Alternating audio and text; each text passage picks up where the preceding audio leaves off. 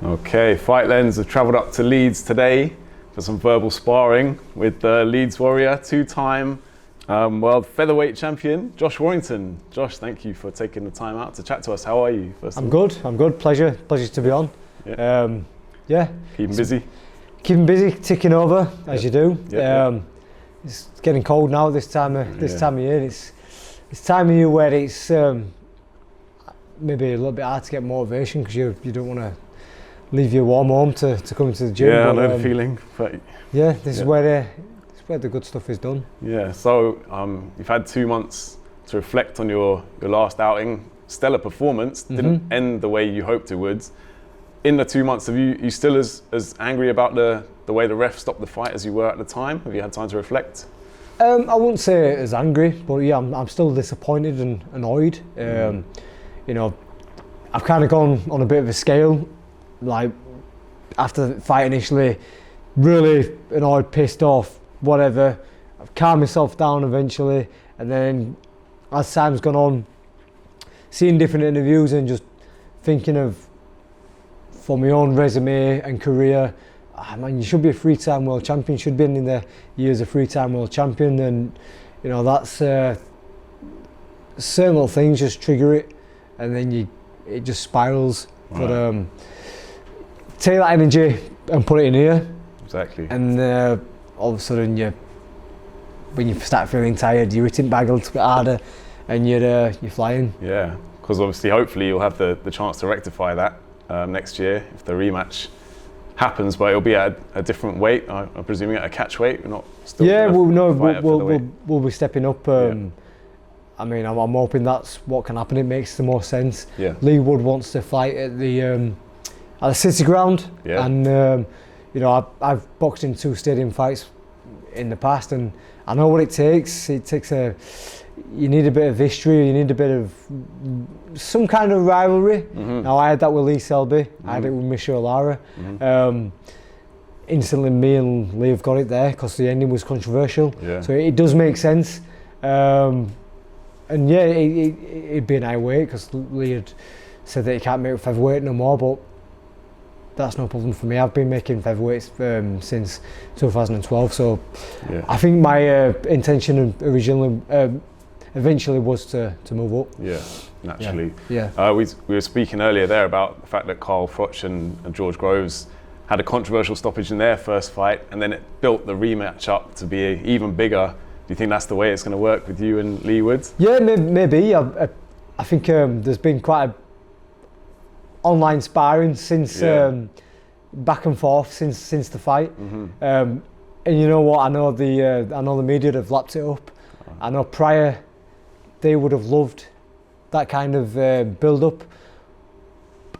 I was always not really under the impression, but just always in the mindset of I'm going to be respectful. Yeah. And if Leigh's going to talk shit, if he's going to badmouth me, then he's going to get it straight back at him.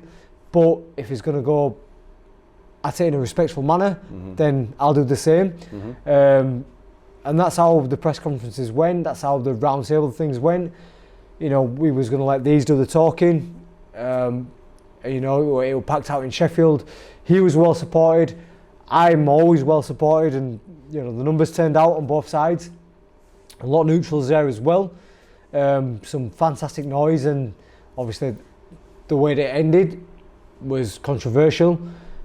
I give him his credit on the night after in the medical room, and since that he said a few things in interviews. I've answered a few questions in interviews, and cross wires, who knows? But things have been picked up and eaten a bit more. So spicier. Yeah, I think if the rematch comes off, then the build-up will be a lot more spicy than the first time round. I saw you throwing a couple of verbal shots at him on Instagram a couple of days ago. Because it was Michael Conlon against who was it, Jordan Gill. Yes. And you were backing Michael Conlon, and you said that Jordan Gill's got a few kind of similar characteristics that Leigh Woods got in terms of a bit two-faced, a bit snaky, things like that. And that annoys me. If you're gonna call me a wanker to my face. Don't shake my hand, smile at me, and then come away and stand in front of the camera and say, yeah, he's a bit of a bell end, to be honest with you. Yeah, he's a bit of a wanker. I don't like that kind of behaviour. You know, he's been no but amicable in face to face, but when it comes to interviews, he said this, he said that. He's said that I've shown him no respect after the fight, when all that he's done is been arrogant and gloated. And I think, you know, certainly a lot of even my own followers have said, you know, they've respected him throughout the build-up. They've kind of gone off him because the way that he's acted. Really, you know, he's kind of like, he won the fight by that, you know, what happened. So there's no need for him to be so arrogant about it, you know. More gracious in defeat and victory, but maybe it hasn't quite worked out that way. Carl Froch had a few things to say after the fight. He gave you a lot of credit. He said he thinks there's still a lot of miles on the Josh Warrington clock. I presume that you'd agree with that. There's plenty more to come from you. Oh yeah, most definitely. But sorry, I mean, when you said more miles, I felt like more miles, like I'm fucking end of my tether. No. Listen, I think this is I wouldn't say annoyance, but I'll try and get along across the people prior to the build-up to the Leigh Wood fight. Now, Leigh, people say he's been on a fucking fantastic run, which, whatever. He's had some good results, but like in actually the fights, they've not been great runs. Prior to the fight, people were saying, "Oh yeah, I mean the bookies had me like fucking 4-1." Really? You know what I mean? Like 4-1. Yeah. So I'm looking like fucking hell.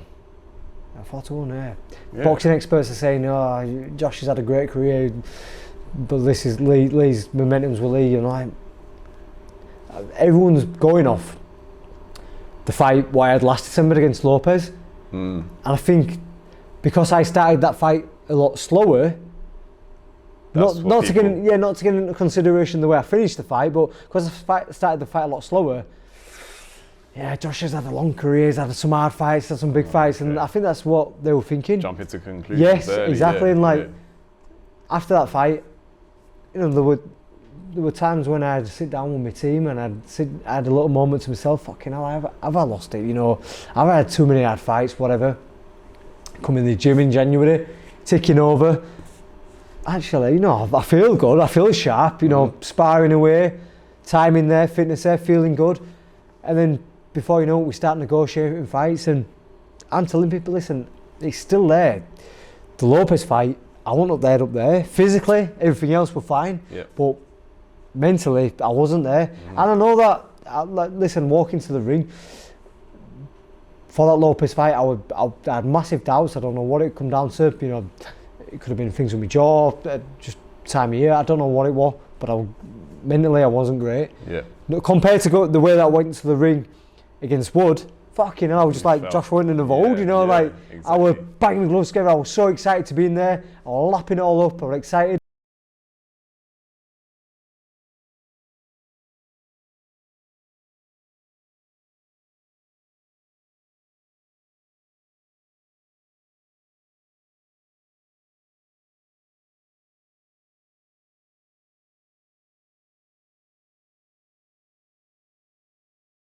Jumping the gun slightly, but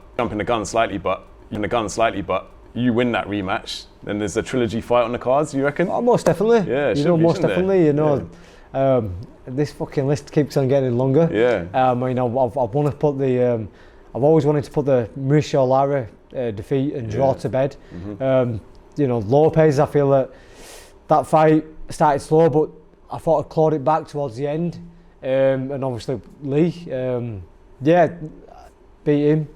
Then why not do it a third time? A few scores to settle. Yeah, of course. So, yeah. That's it. Yeah. In terms of other boxing that's coming up ahead of Christmas, Sonny Edwards, see someone that you get along with? Yeah, I've spoke with Sonny for a long time. Yeah.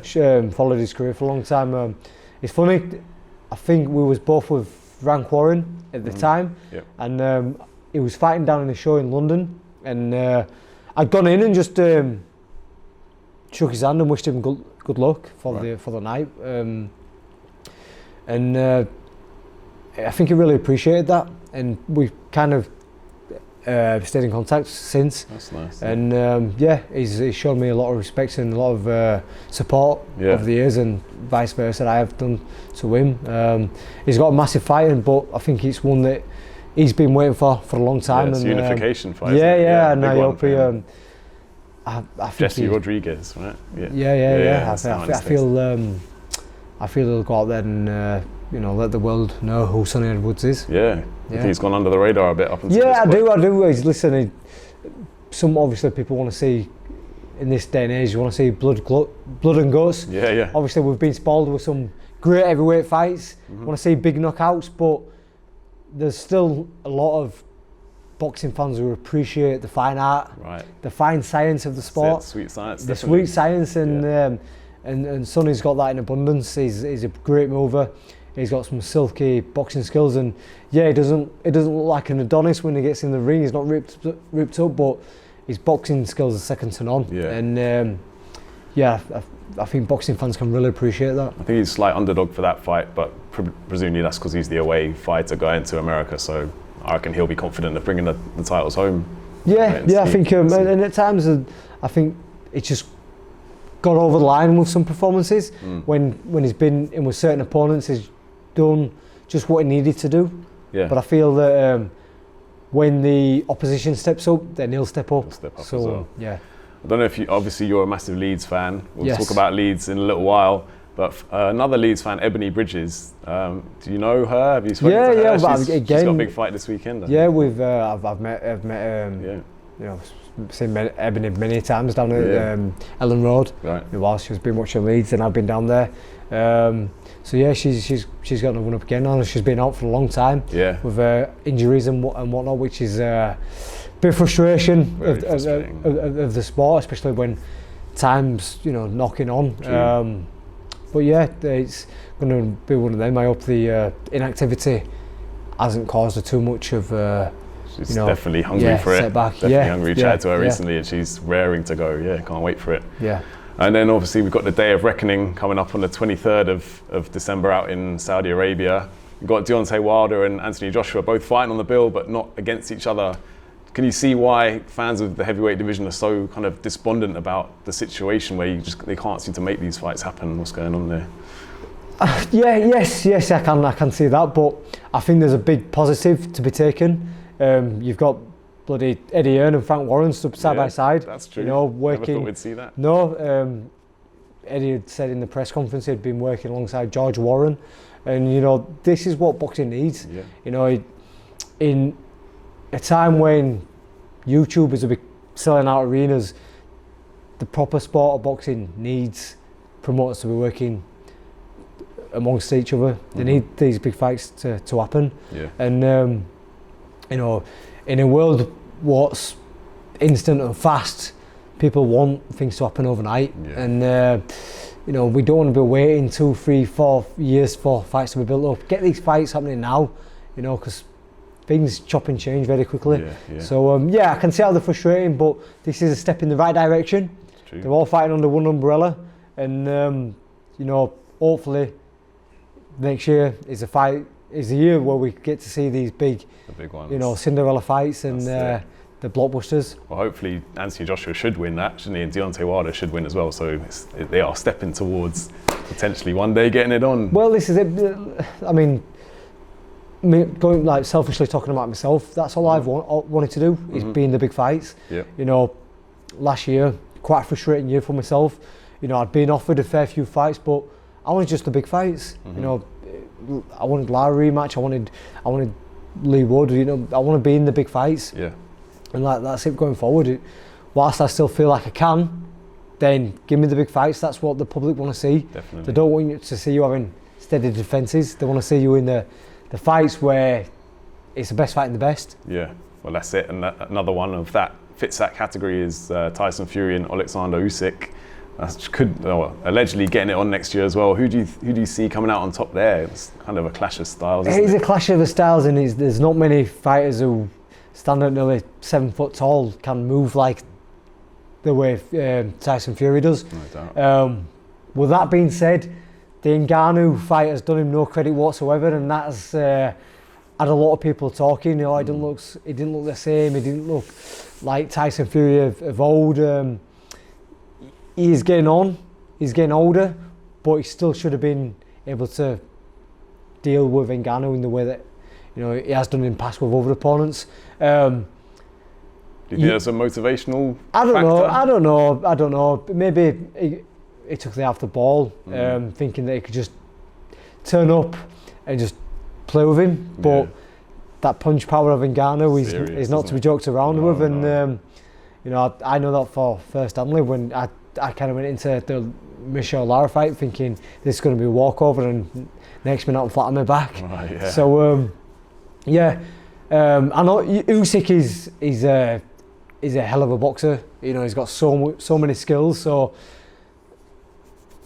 I have sat on the fence a few times. I've kind of leant towards Fury a couple of times, but at this moment in time, I'm leaning more towards Usyk. Okay. You've seen him go head to head. The size difference isn't that big, and I feel that Usyk's boxing skills and defence, it's just going to be too much. Too much for Tyson this time. Yeah. It remains to be seen, but it'll be an intriguing fight. But it's exciting because it gets us all talking about it. 100%. Yeah. Moving on to football for a bit then, obviously you are a massive Leeds United fan. I think you're president of the Leeds United Fan Supporters Club. Supporters Club, yeah. How do you feel the season's gone so far? I think you've undefeated in your last 6 matches, won 5, drawn 1. So yeah, 7 at home now. 7 at home. Decent. Ellen Road, I think we're so fortunate at Ellen Road now.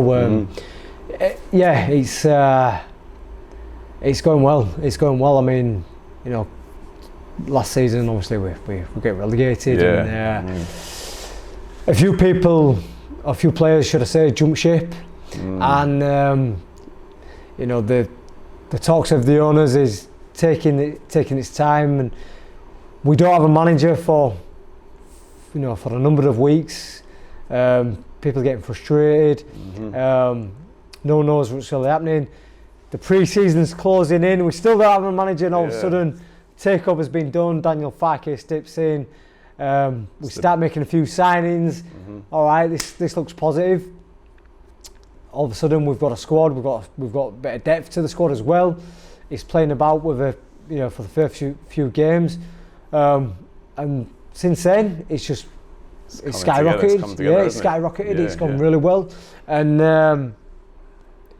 we've been on an amazing run, and there's good energy down at the club at this moment in time. Nice. Things look positive. Like I say, the squad looks strong. Yeah. Players like Rutter last season, it was a record signing, wasn't he? Yeah, last season he wasn't really getting a space in the squad.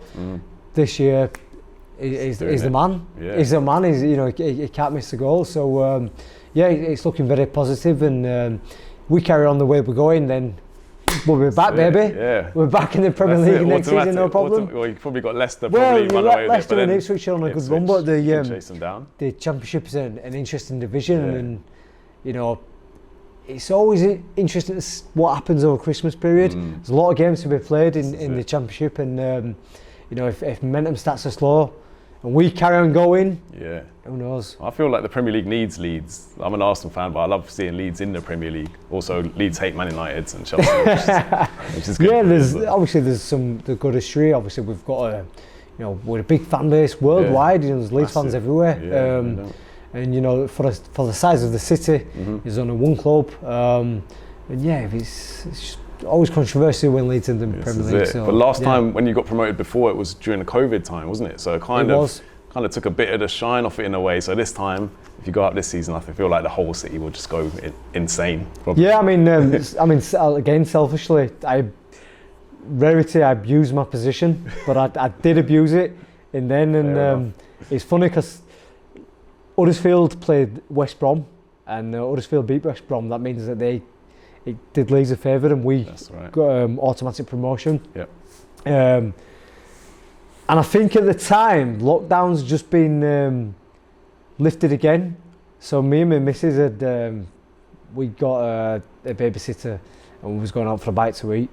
And as we pulled up, we had a booking about 7:30. But I was like, listen, let me finish listening to this game. And we finished outside the restaurant. Out in car park. Yes, we're back! Screaming and shouting and carrying on. And I was sat in the restaurant, And there were a couple of other people in there, couples and whatnot, and I think they were Leeds fans as well, because everyone was just like beaming from ear to ear. And I think one lad was that daft that he proposed to his missus in the restaurant, and I said to my missus after, I said, let's just drive past Ellen Road. I just want to drive past it and, you know, see if anyone else has gone down there. And I drove past it, and about 40,000 other people had the same idea. Yeah, that's not. And there were fireworks going off, there were people crates of beer, there were people had the shirts off celebrating, and one of the directors from the club actually just rang me. He said, Josh, where are you? I said, I'm actually just driving past the stadium. He said, listen, you've been part of all this, you know, get yourself in. So I pulled into the car park, and 10 minutes later I'm on Liam Cooper's shoulders, you know, and celebrating with all of them, having a few shandies, and very memorable times. Good memorable times. Amazing. I saw recently you were out in Dublin for the Katie Taylor-Chantel Cameron fight. Yes. You bumped into someone in the toilets. Yeah. Mr. Ed Sheeran. Yeah, I mean, that must have been a bit weird. Yeah, a little bit. I've gone over for my gym mate Reece Mould. He was fighting Gary Cully. So we'd gone over to support him, and obviously myself and Maxie Hughes were in the corner alongside my old fella, who was Reece's main trainer. Yeah. And just like myself on fight night, I ran for a nervous pee. Just last minute one, didn't want to pin in the corner. Yeah. So running there, and there was like a security fella on the door, and he just like went, "Yeah, go on, Josh, in you go." And I walked in, and Ed Sheeran walks out of the cubicle. I'm not really a massive Ed Sheeran fan, but I thought, you know what, it's good pictures to have. And so he washed his hands, and I said, Ed, sorry to disturb you in the toilet, can I get a picture? Yeah, no worries, about enough. So yeah. Is he a boxing fan, do you reckon? I don't know. I hear that it was his first boxing event, and I hear he enjoyed it. Yeah. Actually, after the fight, as we were heading back to the change rooms, there was some fellas trying to give him some forged Irish stout. Conor McGregor's. Yeah, Conor McGregor's beer, but it seemed like he enjoyed it from bits and bats I've seen on social media. But I mean, he's no Noel Gallagher, is he? But let's be honest, you know, he's up there, isn't he? He's up there. Yeah, you said you were in Reece's corner, and he got a bit unlucky, didn't he? He landed more punches. He could have nicked the decision, do you think, because he was the away fighter? A decision against him, or he was the champion going into the fight, and you know, it was in Cully's backyard. You know, Cully being a Dublin lad fighting on Katie Taylor's undercard. Yeah. You can see he's got the home privileges there, but there were just certain things that are annoyance, like Reece had to walk first. He's a champion, everyone knows it. Like, champions walk second. It was announced first, so it won't get in the real championship privileges there. Right. And we knew that he would have to perform well with him being the away fighter. With that being said, you always want a fair rub of the green. Like, there was an Irish referee, an Irish judge, so we thought that, you know, things are always going to go against us. Yeah. I had it scored 5-4 to Reece with one round shared, because some of the rounds were very, very close. Very even, yeah. I thought, you know, because where we were in the circumstances with the Irish judge as well, I thought it could be a draw. But I never thought that Cully did enough to pull away with it. Yeah. Especially when you see the punch stats as well. That's you know, and obviously where they're watching from the corner, some punches from different angles can look, you know, like they're going through, but a lot of punches that we were seeing, Reece had his hands up, locked on the arms and the gloves. So that was the frustration. Like I say, when you see the punch stats as well after, it's like, a bit of a tough one to take. Yeah, leaves a bit of a sick taste in the mouth. And you know, for this gym here, myself trains out of here, Maxie Hughes trains out of here, and Reece Mould. It's not been the best of years for us in the boxing. Yeah. Well, 2024 year of the comeback. Year of the comeback. Reece has a comeback. Maxie gets his world title shot, and I punch Leigh Woods' fucking head in. Come on. There we go. That's it. Well, let's finish off with just a word about Christmas and stuff, because you've got 2 young twin daughters, right? They must be buzzing for it. Do you do the old elf on the shelf and all that stuff? Yeah, we have done. We do. We have done for the last couple of years now. The missus normally deals with all that. I come up with ideas, but they're sometimes a bit too stupid, like putting boxing gloves on them and stuff like that. But yeah, my girls don't want the elves to be naughty, to be honest with you. So they're just they're a little mischievous, but they're not terrible like I've seen some mums and dads do for the kids. But yeah, it's anyone who's got kids at age of 5 or 6 realise that this is like quite a magical stage. They understand what's going on. Yeah. They still believe in Santa Claus and stuff. So yeah, it's really magical. And that's nice. This time last year, I was getting ready for my fight against Lopez. So like putting the tree up and putting the lights up. I just wanted to get it done and get it out of the way. Yeah. Whereas this year, I'm just enjoying it all. Yeah, just enjoying it all, reveling it all with my kids, because these times don't last forever. And even though I've only boxed once this year, I've been in camp more or less all year.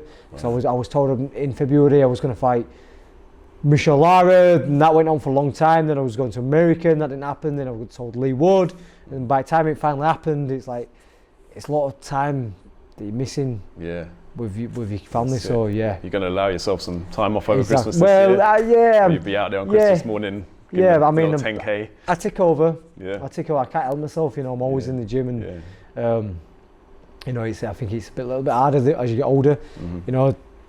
I used to be able to rely on youthful fitness, and have a few weeks off, just eat whatever you want, put the trainers on, and you've still got it. Mm-hmm. But these days, start getting bad backs and knees start going and stuff like that. So a bit of yoga and Pilates, exactly. So I keep ticking over. I think the best way to be, I'll enjoy myself on Christmas Day and whatnot, eating a few bit of turkey and whatnot. But definitely. Trainers go on day after.